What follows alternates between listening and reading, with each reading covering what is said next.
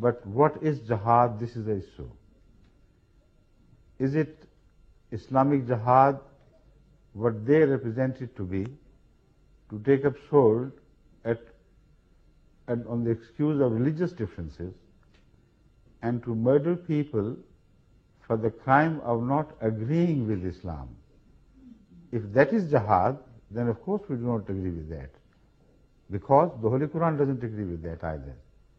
Because Hazrat Muhammad Sallallahu Alaihi Wasallam never murdered people just because of the religious differences. People came to meet him. He lived with the Jews, with the Christians, with the idolaters throughout his life, and never murdered or ordered anyone to be murdered because he did not agree with the faith in which he believed. So there is no justification whatsoever for any scholar of Islam to misinterpret Islam on the issue of jihad and attribute a concept of jihad to the Holy Quran and to the conduct of Hazrat Muhammad Sallallahu Alaihi Wasallam, which has no relationship with them. So what is jihad? The first jihad which is mentioned in the Holy Quran is the jihad with the Quran. So the Holy Quran is addressing Hazrat Muhammad Sallallahu Alaihi Wasallam, says, وَجَاهِدْهُمْ بِهِ جِهَادًا كَبِيرًا. With this book, strive against them with the help of this book. The great striving. So the greatest jihad of every Muslim is to strive for the victory of Islam with whatever lies in his capacity, by way of the Quranic teachings or by way of an example, beautiful example set before the people, by acting upon the Quranic teaching.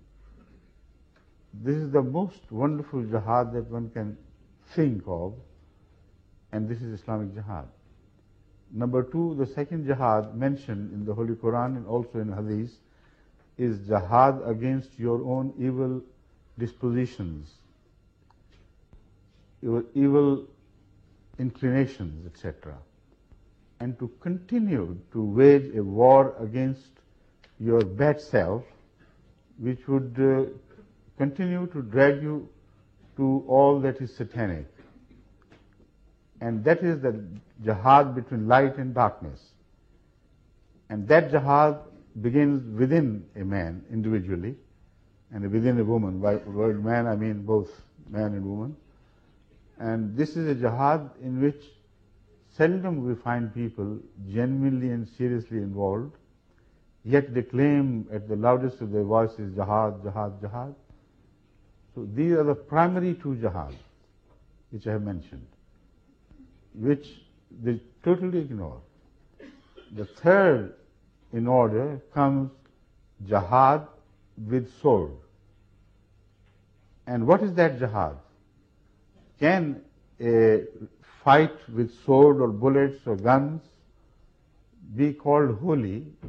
And if so, in what context? The Holy Quran is so clear on that there is no room for any ambiguity left if you read the Quran with due care and attention and honesty, of course. I have been quoting so often the fundamental verse concerning this jihad, the third type of jihad, which can be carried out with sword. By sword I mean all weapons. And this is found in a verse in Surah Al-Hajj. This is the first verse found in the Holy Quran which speaks of a permission to wage a war against those which those I'm going to explain now. Not against those who disagree with your faith. Not against those who, having heard your message, reject it. Not at all. The words, when you hear, you'll be surprised how they could be misinterpreted by anyone. أذن أعوذ بالله من الشيطان الرجيم بسم الله الرحمن الرحيم أذن للذين يقاتلون بأنهم ظلموا وإن الله على نصرهم لقدير. Uzina lillazina. Permission is granted to those against whom the sword is already raised. Yuqataluna. Any Arab can understand the meaning. No one can fail to understand the import of this verse, because simple injunction is simple injunction expressed in simplest terms. The raising of sword, the fighting, is permitted to those against whom the swords have already been raised. First condition. بِأَنَّهُمْ ظُلِمُوا. Despite the fact that they have not committed any crime. They have given no cause of offense to anyone. But it is not over yet. وَإِنَّ اللَّهَ عَلَى نَصْرِهِمْ لَقَدِيرٌ. Verily, God has full power to help such people when they raise sword under the permission of God. Now, this is also a very significant part of this verse and also of jihad, because the scenario presented to us is that of a very weak people.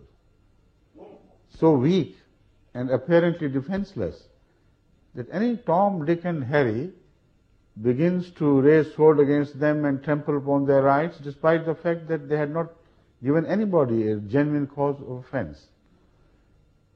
So the Holy Quran is so wonderful when it says, we are permitting you and we take the responsibility. That if you use this permission, you will find God at your back. However weak you may be, when we grant permission, we are responsible that you will emerge victorious. This is exactly the promise made. Inna Allah ala nasrahim laqadir.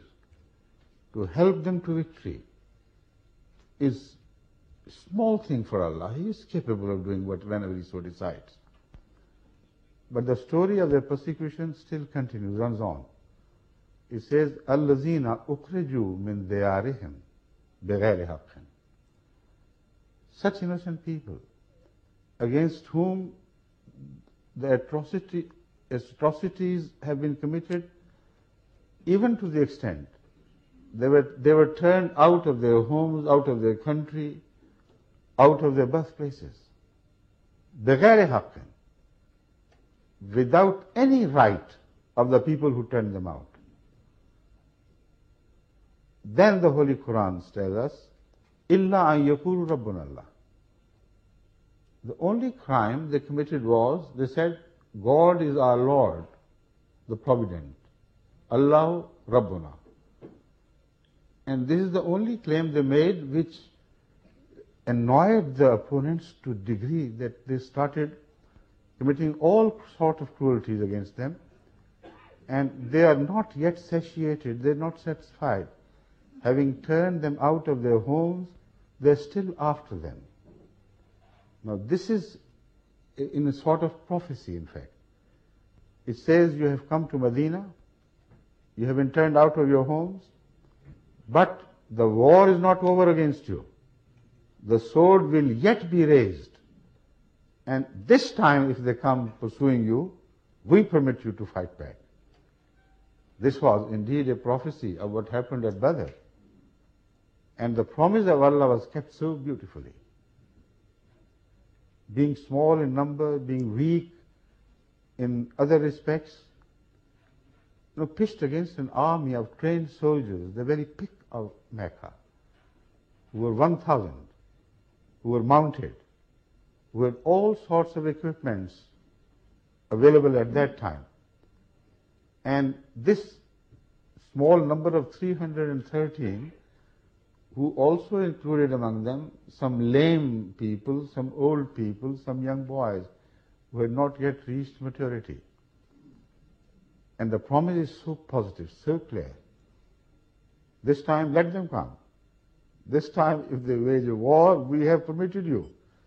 And we are capable of defeating them.